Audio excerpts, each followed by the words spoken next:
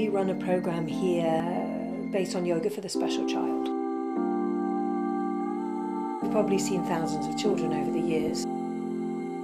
The feedback that you predominantly get from, like across the board, irrespective of whether the child has autism or disabilities or anything else, is that people feel calmer and more peaceful afterwards. For each individual child, we're going to look and see what the need of that child is, and we're going to adapt the program around them. But in any of the practices, we're going to be looking at some breathing, we're going to be looking at some movement, we're going to be looking at some chanting to help increase breath, and we're going to be looking at some cleansing practices and relaxation, deep relaxation. So in most of the sessions, we're going to cover all of those 5 areas at some level, depending on the ability of the child.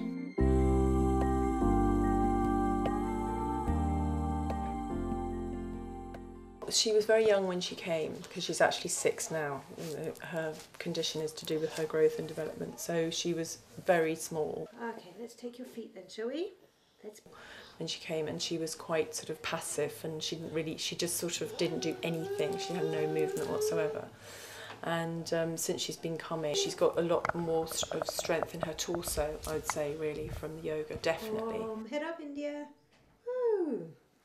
It's fantastic for any child with special needs. Depends what they are, obviously. But I think the other fantastic thing about it is that it gives you, especially if you love yoga yourself, it gives you a chance to to let them experience it. Whereas before, I didn't think she could experience anything like this. And also it's kind of a nice thing to come together, at the centre with the parents, and then you can meet other parents and talk about all sorts of things. So it's for those reasons as well, it's really nice.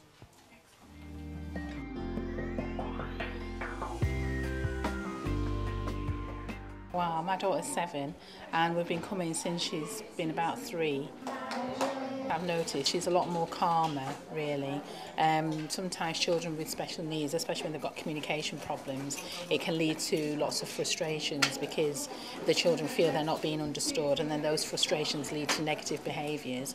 But by coming to the special yoga centre and helping her to, sort of like have her own time when she can really relax and feel calm and feel as if she's a lot more understood, really, because it's not all focused on speech and communication, it's just really letting the child move naturally in whichever way their body can move. It's really helped her a lot. It's been really good because it made him relax and sort of focus in what he's doing.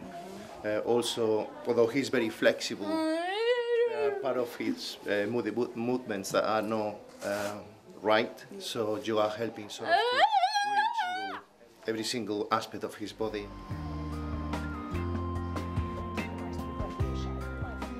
It helped me progress so much because I used to get very frustrated when I was little and angry because I had so many things to do. But when yoga came to me, it really helped me calm down, and it was the best experience. It's making me straighter in my back, and I'm trying to not bend myself so much because otherwise it gets stuck in the same place. And they told me to do less bending so it doesn't get stuck.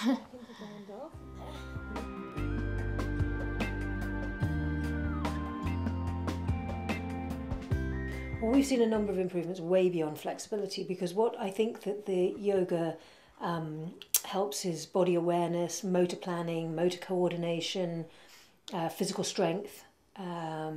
And when you breathe better, your immune system is enhanced. When you breathe better, you tend to sleep better. And in some cases, children have developed enough body awareness to come out of nappies. In some cases, children have developed enough motor coordination to potentially start to crawl. It can help children who have diagnoses where the doctors have said they'll never sit, or they'll never stand, or they'll never this, or they'll never that, to potentially, it's not in every case, but if the potential of that child is to do that, then the yoga will help that to happen.